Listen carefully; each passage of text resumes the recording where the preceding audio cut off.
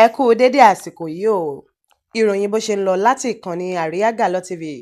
Ilé-ẹjọ́ fún Oríyọmí Hamzat àti olórí Naomi ní ọ̀nà àbáyọ láti tètè yanjú ìgbẹ́jọ́ wọn. Ìgbẹ́jọ́ lórí ẹ̀sùn méjìdínlógún tí ìjọba fi kan olórí tẹ́lẹ̀rí ní ààfin Ilé-Ifẹ̀, Naomi Ṣílẹ̀kùnọlá àti gbajúmọ̀ sọ̀rọ̀sọ̀rọ̀ lórí rédíò Oríyọmí Hamzat pẹ̀lú ọ̀gá ilé-ẹ̀kọ́ Islamic High School tó wà ní agbègbè Bashorun ní ilé-ẹjọ́ ti sún ìgbẹ́jọ́ wọn síwájú fún ọ̀sẹ̀ méjì o. Adájọ́ àgbà Ládìran Akíntọ́lá sún ìgbẹ́jọ́ náà fún ọ̀sẹ̀ méjì nítorí àwọn tí wọ́n fẹ̀sùn kàn ti ṣetán láti san owó gbà-má-bínú fún àwọn ìdílé tí wọ́n pàdánù àwọn ọmọ wọn nínú ìjàmbá tó ṣẹlẹ̀ níbi ayẹyẹ ìparí ọdún tí olórí Naomi ṣe agbátẹrù rẹ̀ lọ́dún tó kọjá o. Wọ́lù-kọlù tó wáyé ní ibùdó tí wọ́n ti fẹ́ ṣe ètò náà ló fa ikú àwọn ọmọdé márùndínlógójì tí wọ́n sì dèrò àhámọ́ ọlọ́pàá kí ilé-ẹjọ́ tó gba onídùúró wọn.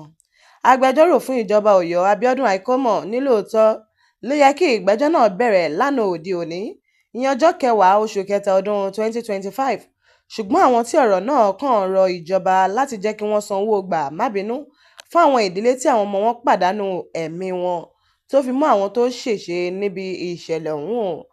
Abíọ́dún Àìkọ́mọ̀ tẹ̀síwájú wípé ìjọba Ọ̀yọ́ yóò ní sùúrù fún ọ̀sẹ̀ méjì tí àwọn tí wọ́n fẹ̀sùn kàn náà bá kọ̀ láti sanwó gbà-má-bínú fún àwọn tí wọ́n pàdánù ẹ̀mí wọn àti àwọn tó farapa. Ìgbà náà ni ìgbẹ́jọ́ náà yóò tẹ̀ síwájú.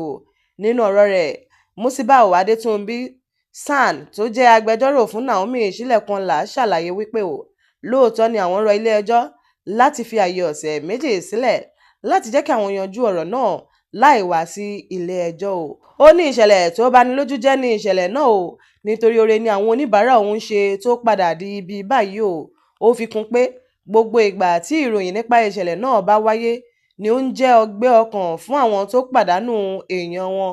Ìdí nìyí tí àwọn ṣe fẹ́ kí wọ́n yanjú ọ̀rọ̀ náà ní tùbí-ǹnùbí o.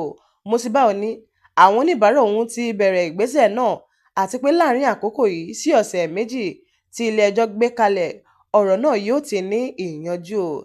Tí ẹ kò bá gbàgbé, ọmọdé márùndínlógójì ló kú níbi ètò tí wọ́n gbé kalẹ̀ láti ṣe ìrànwọ́ fún àwọn tó kù díẹ̀ káàtó fún láwùjọ ní ìparí ọdún 2024. Àwọn èèyàn náà kú lásìkò tí wọ́lù-kọlù wáyé ní agbègbè ètò náà nígbà tí àwọn ọmọdé ń sa ipá láti wọ ibùdó ètò ọ̀hún. Tó kì í dùn kó pọ̀. A ò ní rí jù báyìí lọ ní abala ìròyìn bó ṣe ń lọ láti ìkànnì Àríyá Gàlọ́ TV.